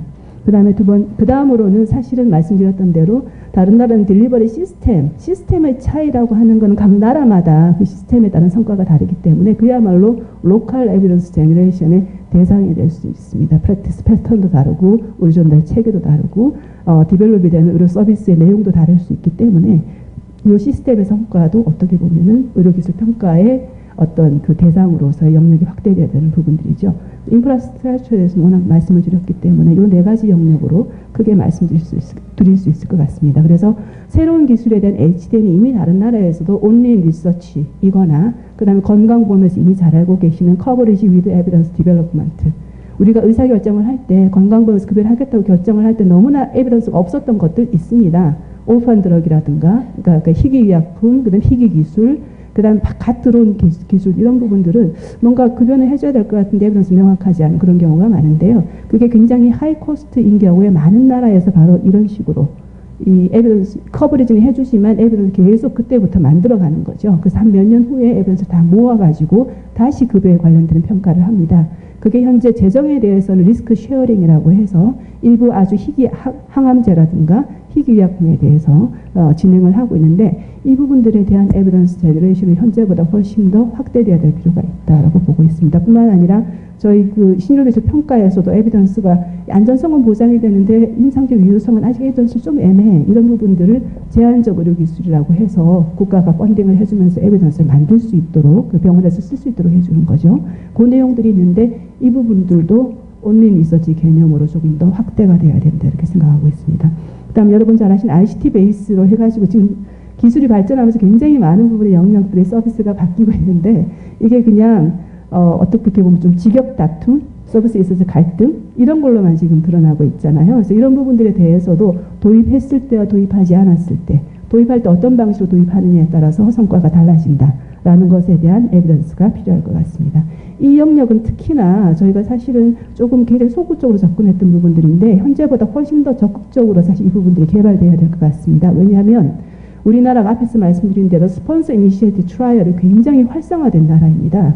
정부에서도 사실은 임상연구 기반 구축이라고 해가지고 임상시험 기반 구축을 오랫동안 펀딩을 해서 우리나라가 사실은 그 의약품에 있어가지고 허가 임상을 하는 데 있어서 마켓 쉐어가 10대국 안에 들어가 있습니다. 우리나라 자체가. 거기다가 잘 아시는 빅5 병원이 소재하고 있는 이 서울 지역은 보시면은 거의 1등입니다. 가장 많은 임상시험이 이루어지고 있는 데가 서울이라는 시티이고요. 그 중에서 이 큰 병원들 대부분 다가 이 클리니컬 트라이얼을 가지고 굉장히 큰 임상의학 연구소를 가지고 있어요. 그래서 바로 이것들이 지나치게 클리니컬 트라이얼 쪽만 갔던 것을 베이스로 해서 이제는 HTA 영역으로 이것을 어떻게 확대해서 HTA가 전향적으로 하고 있는 여러 가지 observational study, RCT 이런 부분들에 있어서의 바로 이런 역량을 그쪽으로 활용할 수 있는 연계 방안을 고려하는 것이 현재까지 보건산업진흥원을 통해서 투자된 그 리서치를 조금 더 확대하고 연결하는 거에 훨씬 더 효과적인 그런 방법이라고 생각이 됩니다. 그 나머지 HTA 부분들 여러분께서 잘 아시기 때문에 현재 논란이 많이 되고 있는 진단, 유전자 진단 부분, 넥스트 제너레이션 시퀀싱 이런 부분들에 대해서는 계속적인 평가가 필요하다 이고요. 이미 들어와 있는 것들, 그 다음에 그 심평원에서도 급여가 결정될 때만 하시지 그 이후에 사실 사용이라든가 그 이후에 여러 기술을 놓고 상대 비교를 하는 부분들은 현재는 제도화되어 있지 않고 이 부분에 대한 에비던스 아직 충분하지 않다라고 보고 있습니다. 그래서 이 부분들 조금 확대되었으면 하는 생각이 있고요. 그 다음에 건강 증진 사업으로 우리가 굉장히 여러 가지 것들을 했는데 실제로 이것을 시범 사업을 디벨롭을 하는 연구는 굉장히 많이 되었습니다만 실질적인 성과 평가를 하는 연구들은 상대적으로 적습니다. 저희가 검토를 해보면 태국의 타일랜드의 하이탭이라고 하는 기관에서 보건사업평가를 굉장히 활발하게 HTA로서 하고 있습니다. 그래서 이런 영역들도 우리 쪽에서 조금 해야 될 것 같고요. 특히나 우리나라 최근에 많이 논란이 되었던 미용주사제, 뭐 길라임 3종 세트, 뭐 이게 미백 이런 것들이 사실 에비던스가 없는 것들이거든요. 최근에 네카에서 검토해서 복지부와 함께 발표도 했습니다만은 이런 부분들이 생각보다 굉장히 많아요. 그래서 비급여 영역이라고 해서 건강보험이나 정책에서 조금 관심을 가지지 않았지만 굉장히 광범위하게 에비던스는 불투명하게 소비자들이 모두 다 선택해서 하고 있는 부분들이 있습니다. 그 이외에도 엔드 오브 라이프 케어가 굉장히 큰 비용을 차지하고 여기에 관련되는 부분들을 효율화시키기 위한 여러 나라의 노력들이 있는데 우리나라는 이 엔드 오브 라이프 케어에 사실은 트래디셔널 메디슨, 얼터너티브 메디슨 다 들어와 있거든요. 그래서 이쪽에 관련되는 에비던스도 앞으로 제너레이션 해나가는 부분들이 필요할 것 같습니다. 이때의 에비던스는 단지 임상적인 환자의 성과뿐만이 아니라 페이션트 센터드 니스, 그 다음에 페이션트의 퀄리티 오브 라이프라든가 페이션트의 프레퍼런스라든가 이런 부분들이 게재되지 않으면 그 성과를 매주하기가 힘들다라고 말씀드릴 수 있고 이렇게 다양하게 성과가 매저가 될 필요가 있다라고 생각합니다. 그 외에 롱텀 케어에 관련되는 부분들이라든가 이런 부분들이 인구 고령화 때문에 장기요양 서비스가 공단에서 제공되지만 그 서비스 제공 시스템에 대한 성과는 자료도 잘 없고요. 평가도 잘 되지 않고 있습니다. 이 부분들은 앞으로 지속적으로 확대를 해야 되는 부분들이고요. 만성질환 관리나 1차 의료, 주치, 의료 전달 체계 굉장히 정책적으로 많은 노력을 했지만 그 성과에 대해서 명확하게 매저되지 않습니다. 현재까지도. 이런 부분들에 관한 시스템 성과도 연구가 돼야 된다라고 생각합니다. 무엇보다도 HTA 리서치 인프라스트럭처는 특히나 이제 클리니컬 리서치를 하기 위한 사람들의 네트워크가 굉장히 중요한데요. 말씀드렸던 클리니컬 트라이얼에 관련되는 역량은 서울에 집중되어 있습니다. 그럼 지역에 있는 병원들은 어떻게 할 거냐. 그 다음에 1차 의료라든가 시스템을 성과 평가하겠다라고 했을 때 어떻게 지역화시켜서 지역에 있어서의 연구를 활성화시킬 것이냐도 굉장히 큰 주제가 될 것 같습니다. 뿐만 아니라 이 관련되어서 각각 만들어진 연구 자료를 어떻게 연결해서 쓰느냐라고 하는 부분들이 큰 이슈가 되는 걸 여러분 잘 아시죠? 지금 프리시즌 메디슨, 빅데이터 모두 다 데이터 연계에 관련되는 내용들입니다. 그래서 이 부분들은 아마 세 번째 주제로 다루어질 것으로 생각이 됩니다. 그래서 저희는 지금 현재 3년 동안의 작은 이니셜 스테이지의 사업을 기반으로 해서 말씀드렸던 이런 방향을 통해서 이 사업을 어떻게 확대시키느냐, 앞으로 한 5년, 10년 이상 확대를 시키고 이후에 영국이라든가 다른 나라와 같은 좀 더 안정된 그런 글로벌 네트워킹까지 가진 안정된 스테이지로 갈 수 있도록 현재 중장기 기획을 마련하고 있고요. 여기에서는 말씀드린 여러 가지 환자 성과를 우리가 어떻게 구체적으로 잘 매저를 할 것이냐에 관련되는 내용이 포함되어 있다라고 말씀드릴 수 있고 이를 위한 인프라스트럭처 구축에 더 많은 투자를 했으면 좋겠다라는 말씀을 드리면서 제 발표를 마치도록 하겠습니다. 감사합니다. 예, 감사합니다. 예, 다음 어디 패널 토의하시게 좀 장소를 정리해 주시겠어요? 예. 네, 지금 시간이 많이 지연이 돼서 패널 토론을 하실 분들의 5분씩 쪽으로 압축해서 말씀을 부탁드리겠습니다. 그래서 순서는 이상일 교수님, 이현숙 교수님, 정보영 교수님, 김국일 과장님의 순서로 우선 이상일 교수님은 뭐 이쪽 일을 하시는 분은 뭐 제가 추가 설명 묻고 지금 설명은 필요 없고 지금 울산대학교의 방학 교수님으로 계시고 한국의료기술평가학회 회장님으로 계십니다. 예, 우선 토의 부탁드리겠습니다. 네, 방금 소개받은 울산의대 예방학교실의 이상일입니다. 오늘 이 자리에는 보건의료기술평가학회를 대표해서 토론자로 초청을 받았습니다. 그래서 뒤에 토론하실 분들이 이제 임상에서 활동을 하시는 분들이기 때문에 저는 조금 대비되는 입장에서 보건의료 정책을 연구하는 연구자 입장 시각에서 조금 토론을 드릴까 합니다. 연구에 관계된 저희 앞에 세 분 발표를 들었습니다. 그러니까 전반적으로 보면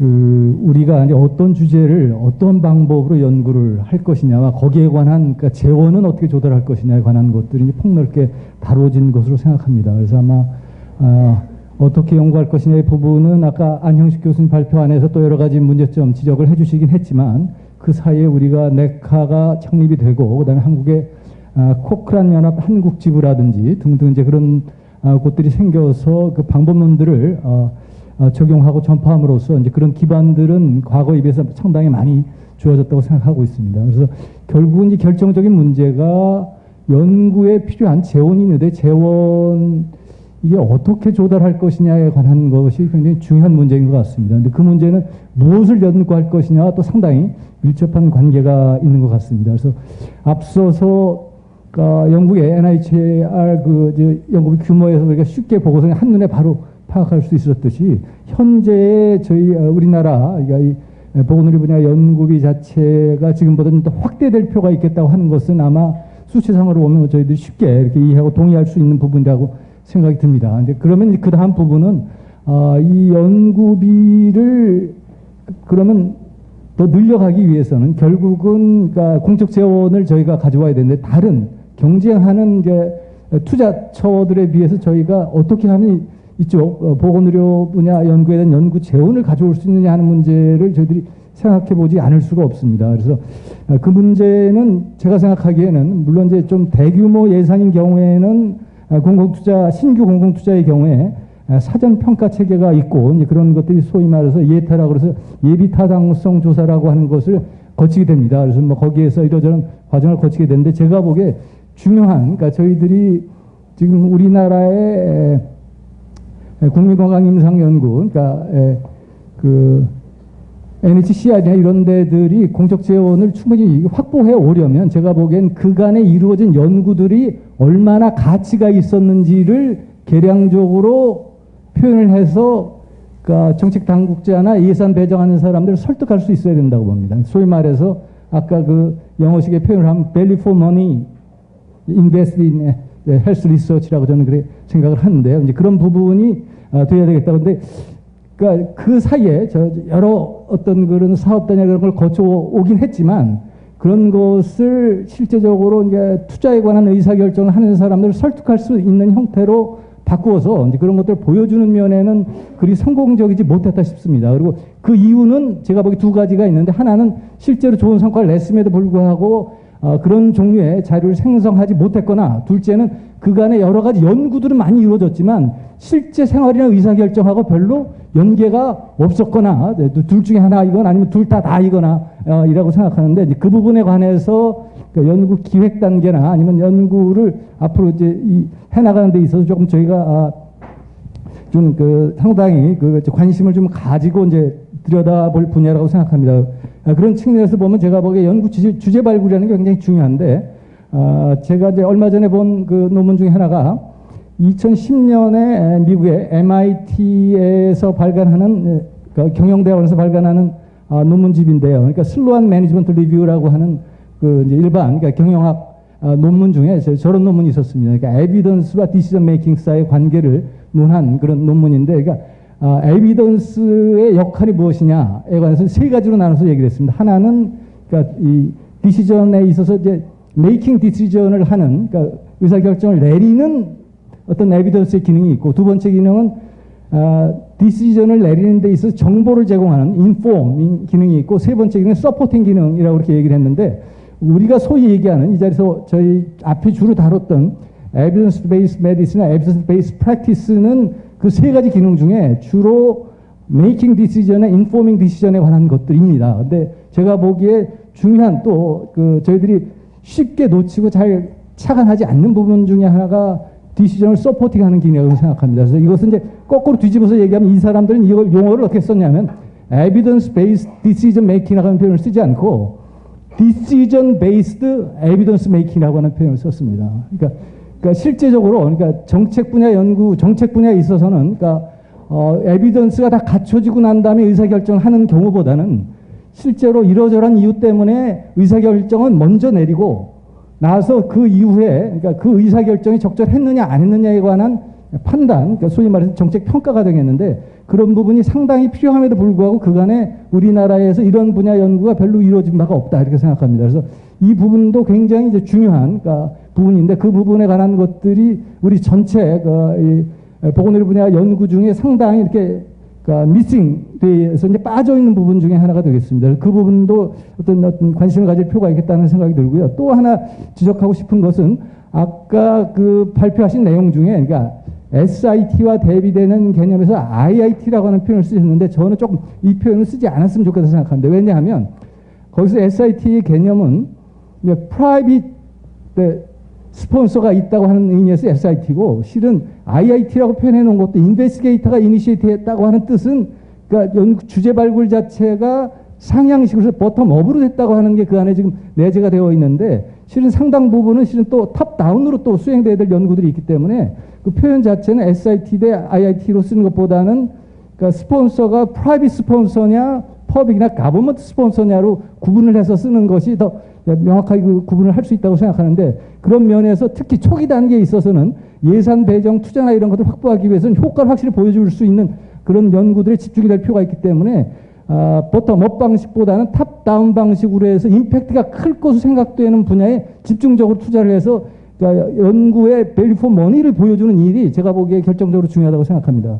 그리고 또 하나는 아까 말씀하신 내용 중에 그러니까 연구 주제나 내용 중 분야 중에 우리나라의 최근 중개 연구라고 해서 트랜슬레이셔널 리서치가 강조가 되고 그 분야에 대한 연구 투자들이 확대가 돼가고 있습니다. 근데 이 트랜슬레이셔널 리서치도 이제 단계를 어떻게 나누냐에 따라서 뭐 2단계로 나누기도 하고 4단계로 나누기도 5단계로 나누기도 하는데 제가 보기에 이제 중요한 부분 중에 하나인데 우리나라는 상대적으로 중개연구 분야 중에 이제 그것도 이제 미싱으로 거의 남아있는 부분 중에 하나가 그러니까 퍼블릭 헬스 내지 파퓰레이션 헬스 분야에 관한 중개 연구가 별로 그 분야에 대한 지원이 없습니다. 실은 사회 전체적으로 보면 그 임팩트가 다른 중개 연구에 비해서 큰데 그리고 더군다나 다른 중개 연구의 경우는 대부분의 경우에 외국에서 생산된 에비던스를 갖다 쓰는데 큰 문제가 없는 그 경우들이 대부분입니다. 그렇지만 이 우리나라만의 아까 우리 김수경 박사님 말씀하셨듯이 그러니까 시스템이나 무슨 의료 제공 체계나 이런 것들이 어떻게 되느냐에 관해서는 실은 외국 에비던스를 갖다 그대로 쓸 수가 없습니다. 로컬 에비던스가 없이는 디시전을 메이킹하거나 디시전을 서포팅할 수가 없습니다. 이제 그런 면에서 그러니까 중개 연구 중에서도 우리가 그걸 T1, T2 이렇게 나갈 때 T5 영역에 해당하는 부분에 관해서 좀 더 많은 연구 투자가 이루어지는 것이 좋겠다고 생각합니다. 그 예 중에 하나로 예를 들면 영국에는 NIHR 산하에 트랜슬레이셔널 리서치 센터가 있습니다. 그 트랜슬레이셔널 리서치 센터 중에 페이션 세이프티 트랜슬레이셔널 리서치 센터가 있거든요. 이런 것들이 아주 대표적인 T5 영역 쪽에 가까운 그런 거라고 생각합니다. 우리나라에도 좀 그런 분야에 관한 관심이 필요하다고 생각합니다. 네, 이상입니다. 감사합니다.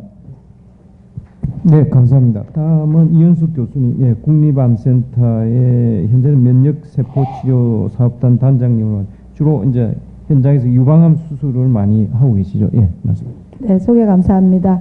제가 시간을 좀 세이브해드리겠습니다. 네, 저는 각 연자분들의 발표를 듣고 연자분들의 그 주제에 관해서 그냥 간단하게 코멘트를 하고 제 코멘트를 마무리하고자 합니다. 먼저 프로페서 월리 교수님께서 주신 강의 중에서 저는 굉장히 좀 감명이 깊었던 것 중에 하나가 리서치에도 굉장히 심오한 철학을 담아서 이런 플랜을 하는 거에 저도 이제 출연연에 있는 의사로서 정말 우리가 그런 좀 항상 이런 심오하게 좀 고민을 해서 어떤 플랜을 했나 하는 반성을 좀 하고 또 부럽기도 하고 아마 우리도 결국은 그런 거에 이제 더 치중해서 갈 때 좀 더 지금 우리 사회가 갖고 있는 많은 문제들이 좀 더 해결이 될 수 있지 않을까 이런 생각을 했고요. 특히 이제 NIHR은 상당히 좀 잘 일원화가 돼 있는 것 같습니다. 우리가 굉장히 좀 여러 네카, 히라, NPH, 질본 또 보건산업진흥원 또 국립암센터 이렇게 굉장히 좀 각각의 어떻게 보면 잘 코디네이션이 돼야지 되는데 또 각자가 갖고 있는 어떤 그 conflict of interest 때문에 서로 좀 융합되지 않는 그런 부분들에 비해서 또 NIHR은 뭐 물론 강의를 하시면서 좋은 면만 보여줬을 거라고 생각은 하는데 저희가 이제 그런 부분을 좀 더 우리 또 좀 이런 여러 퍼블릭에 있는 기관들이 좀 더 잘 그 웰 코디네이션이 될 필요가 있겠다 생각을 했고요. 그 다음에 이제 시스테믹 리뷰는 앞으로 이제 정말 뭐 아티피셜 인텔리전스나 뭐 왓슨 정말 디시전 메이킹을 왓슨이 앞으로 하지 않을까 이런 생각을 할 정도로 이제 많이 바뀌고 있어서 이 분야는 저는 이제 전통적인 어떤 뭐 코크란 리뷰라든지 혹은 메타 어널리시스 이런 부분들은 아마 굉장히 빠르게 그냥 훅 없어지지 않을까 이런 생각을 하고 있습니다. 아마 제가 틀렸을 수는 있겠지만 아마 디시전 메이킹을 앞으로 왓슨한테 물어봐야지 되지 않을까 이런 생각, 특히 온콜로지는 많이 그런 것 같습니다. 그리고 김수경 NHCR 그 센터장님이 뭐 앞으로의 여러 가지 포부라든지 지금까지 해왔던 부분들을 잘 정리해 주셨습니다. 근데 뭐 버젯이 너무 작아서 실제로 뭐 영국이 한 800개의 RCT를 하고 있는 거에 비해서 저희가 10개도 못, 한 8개 아마 하고 있는 걸로 제가 카운트가 잘못됐을 수는 있겠지만 너무 차이가 많기 때문에 저희도 이제 좀 정말 지금 우리 그 먼저 디스커센터가 이야기했다시피 그동안에 냈던 성과를 좀 잘 해서 어떤 식으로든지 그 펀딩을 좀 잘 얻어주십사 하는 부탁을 드리고 또 저희도 적극적으로 좀 협조를 하겠다는 말씀을 드리고 뭐 최근에 그 길라임 3종 세트 이야기 하셨는데 그 3종 세트 정말로 한 다음에 3종 세트 판매가 줄었나 그거 한번 체크해 보시면 아마 좋은 성과가 되지 않을까 생각이 들고 좀 부탁드리고 싶은 거는 NGS가 실제로 이제 보험이 됐습니다. 뭐 한정적인 어떤 문제 보험으로 든지 간에 허가가 났기 때문에 NGS 보험됨에 따라서 생성되는 많은 빅데이터 그 다음에 정말 이게 보험이 필요한가 또 어떤 사람한테 필요한가 이런 것들은 몇 개 중요한 그런 스테이크 홀더들을 잘 코디네이션해서 그냥 데이터가 없어지지 않는 그런 플랜을 같이 좀 만들었으면 합니다. 이상입니다. 네, 감사합니다. 시간을 많이 세이브해 주시네. 예.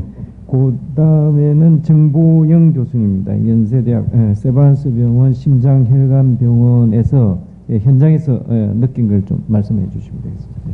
예, 그 연세대학교 정보영입니다. 저는 이제 그 김수경 센터장님이 제가 이제 작년에 그 여기 메카에서 이제 지원해주는 과제를 하나 따가지고 이제 저기 심장 질환 쪽 과제를 하나 맡고 있습니다. 그래서 실제 이제 연구 PI로서 그 필요한거나 뭐 그 애로점이나 그런 거를 좀 이야기하라고 이제 이야기를 하셔가지고 그쪽에 대해서 많이 생각하고 왔었었는데 와서 그 많이 배웠습니다. 지금 돌아가는 게 어떻게 돌아가는지 배웠고 실제로 그 저한테 연구비를 주신 분들이 더 많이 힘들어하시는 것 같은 생각도 많이 느꼈고 이렇게까지 이 연구비가 나오는데 많이 힘들었구나 그거를 느끼게 됐습니다. 또 엊그제는 또 내과 팀장님하고 박사님들이 몇 분 오셔가지고 저기 한 달 있다가 이거를 성과 보고를 해서 연구비가 잘리냐 마냐의 그런 이야기를 해서 또 1시간 동안 또 말씀을 드리고 또 자료도 다 드리고 했는데 정말 이렇게 중요한 연구구 사업인데도 이런 거를 이렇게 참 힘들게 이야기를 해야지만 이런 연구비가 나오고 그렇다는 게 정말 아침에도 계속 강의 드렸지만 어떤 신뢰나 어떤 중요성에 대한 그런 기본 같은 것도 많이 정말 많이 개선될 방향이 필요할 것 같습니다. 그래서 사실 이제 연구 시작하고 그 임상 과제 이런 과제는 이제 사실 없었었죠. 그 예전에 있었다는데 중간에 비었지 않습니까? 제가 이제 앞서 말씀드린 뭐 트랜스레널 리서치는 뭐 중견이나 또 복지부에서 하는 과제나 그런 PI도 몇 개를 맡고 있는데 그런 과제들은 오히려 벌써 저 같은 사람도 한 10년째 이제 과제가 들어가고 있으니까 이게 랩이 이제 꾸려지는 거죠. 그 밑에 있는 연구조교수도 한 2명 정도 있고 제가 지금 그 다음에 학생도 한 4-5명 있습니다. 그리고 연구실에 있는 기자재도 뭐 벌써 한 7억, 8억 정도 되는 기자재를 이제 개인이 다 소유를 하게 된 거죠. 그게 이제 거의 한 10년 정도 걸린 거죠. 연구 인프라를. 그래서 이제서야 이제 뭐 한 임팩트 팩터 한 10점 넘는 저널을 이제 간신히 쓰기 시작한 겁니다. 한 10년이 지나서. 근데 이제 이런 과제는 처음에 딱 이제 과제가 되기는 됐는데 덜커덩 되고 나니까 어디서부터 해결해야 될지 전혀 아이디어가 없더라고요. 저희가 이제 앞서 보셨지만은 그 컴퍼니에서 스폰서하는 그런 스터디는 많이 하지 않습니까? 그 되게 쉽습니다. 그거는 그냥 그 컴퍼니에 아주 능력 있는 CRO 회사에서 능력 있는 CRC들이 와가지고 하란 대로만 쫙 하면 다 해주니까 이거는 뭐 어떻게 처음에 이거를 풀어야 될지도 모르겠고, 근데 이제 다행히 저희 병원이 그런 임상 연구를 많이 하니까 이제 저희 병원 나이 드신 CRC 선생님들이 도와주더라고요. 이거를 이제 그래서 이제 했는데 느낀 게 뭐냐면은 아까 말씀하신 뭐 연구 저주도 임상 뭐 다 이야기하셨지만은 그거를 할 만한 역량이 있는 병원들이 정말 몇 개나 있을까 지금. 그렇게 인프라에 대한 투자가 안 됐거든요. 그리고 그거를 해결할 수 있는 CRC들이나 연구 인력을 결국 이거 의사가 다 할 수는 없는 거지 않습니까? 그런 게 진짜 몇 명이나 될까? 그리고 이런 것들이 이렇게 그 잘 됐던 애가 있어야 되는 거거든요. 쉽게 말해서 초등학생 보고 뭐 의학의 임상 근거를 만들으라고 할 수는 없는 거거든요. 그 친구가 한 10년째 어떤 연구를 하고 나서 근거가 만들어지는 거지. 그러니까 결국에는 너무 처음에 단기 성과나 그런 거를 예측하기는 쉽지는 않지만은 이게 정말 한 5년, 10년 이렇게 지나가야지 정말 좋은 계획도 생기고 좋은 결과도 나오고 나중에 가이드라인도 맡기고, 그러니까 제가 이제 하나의 뭐 작은 연구 책임자로서 느끼는 건 지속적으로 그런 좀 장기적인 계획을 가지고 이 전체 뭐 아침에도 뭐 신뢰가 키워지는데 의료계는 그나마 제일 낫다 그러지 않습니까? 전체가 다 바뀌어야지. 이 연구도 마찬가지인 것 같습니다. 어떻게 성과가 나오려면 이게 CIC부터 어떤 시스템 또 그다음에 가이드라인이나 어떤 보험이나 그런 평가하는 모든 시스템들이 다 같이 이거를 긍정적으로 수용할 수 있는 그런 시스템들이 함께 다 바뀌어야 되기 때문에 정말 이런 분야에 열심히 일하고 있는 많은 선생님들이 그런 걸 좀 아시고 좀 다 같이 협동하고 그런 좀 장기적인 큰 비전을 가지고 열심히 일을 해주셨으면 좋겠습니다. 그런 생각이 듭니다. 이상입니다. 네, 감사합니다. 예, 마지막은 우리가 이제 아마 앞에 분들이 다 과장님을 향해서 말씀하셨는지 모르겠는데, 예, 지금 잘 도와주고 계신데 더더구나 좀 더 큰 힘을 실어 주십사하고, 예, 보건복지부 보건의료기술개발과를 맡고 계시는 김국일 과장님께 말씀을 좀 부탁드리겠습니다. 예, 안녕하십니까. 김국일입니다. 먼저 우리 이제 톰 원리 교수님, 그리고 안영지 교수님, 그리고 김수경 센터장님 이제 프레젠테이션 잘 들었습니다. 또 특히 톰 원리 교수님께서 R&D 이제 영국의 NIHR R&D를 하실 때 철학을 가지고 참 환자 참여하는 R&D를 하신다는 것에 참 인상이 깊었고, 또 저희들도 참 그런 부분에 대해서 그런 쪽으로 가야 되지 않느냐 하는 생각도 해보게 됐습니다. 제가 이제 과장을 맡은 지 한 달 조금 넘었습니다.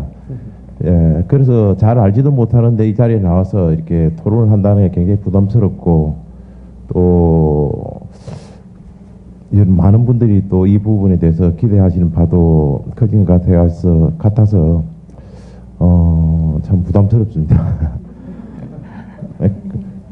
지금은 뭐 잘 모르지만 조금씩 이렇게 배우고 나가는 이런 자세로 오늘도 참석하게 됐는데,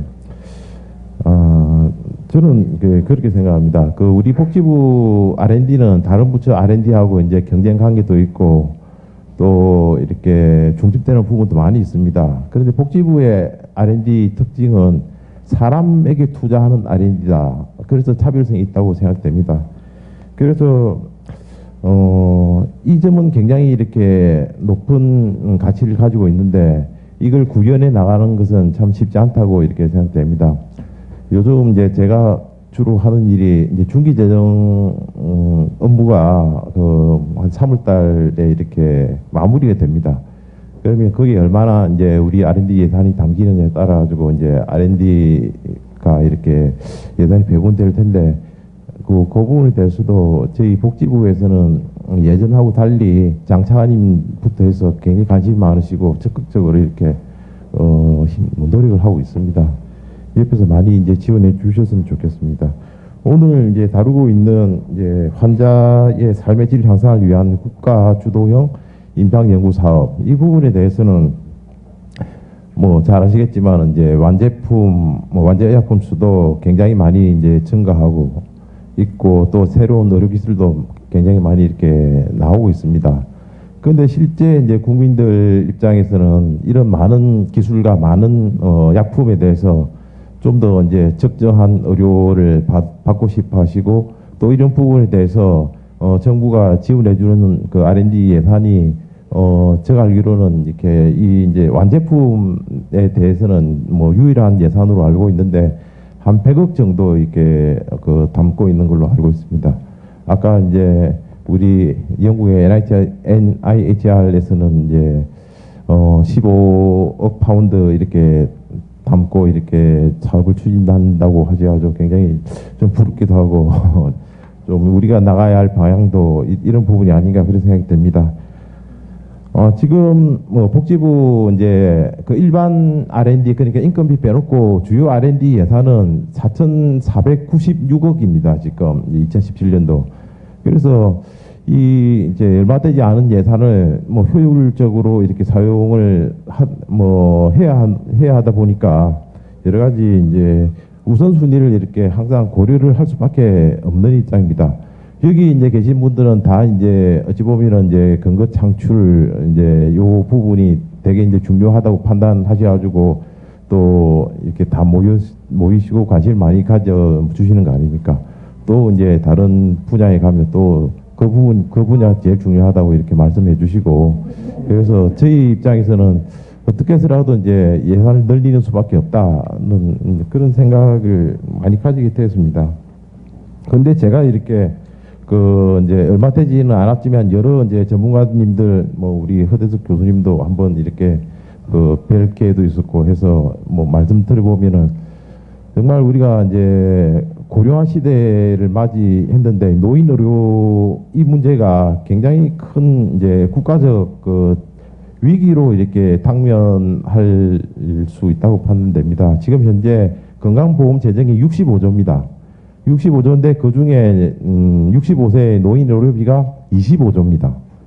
그러니까 이제 퍼센티지로 따지면은 40% 정도를 차지하고 있습니다. 지금. 그러니까 이게 이제 고령 사회를 이렇게 앞두고 있는 시점에서는 여기에 대한 집중적인 관심과 이렇게 투자가 필요하다고 생각합니다.